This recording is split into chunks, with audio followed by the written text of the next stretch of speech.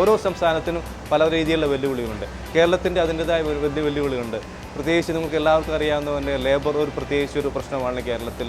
Advanced ആയിട്ടുള്ള labour, നമുക്ക് കുറച്ച് ഹൈലി കപ്പാസിറ്റിയുള്ള ലേബർ ധാരാളം കേരളത്തിലുണ്ട്. പക്ഷെ അവരെ എങ്ങനെ ഇഫക്റ്റീവായിട്ട് യൂട്ടിലൈസ് ചെയ്യുന്ന രീതിയിൽ തന്നെ, അതുപോലെ തന്നെ നമ്മുടെ ടൈം മാനേജ്മെൻറ്റ് ഇഫക്റ്റീവായിട്ട് നമ്മൾ കാണുന്നത് കേരളത്തിൽ ഏറ്റവും പ്രത്യേകിച്ച് നമ്മൾ കാണുന്നത്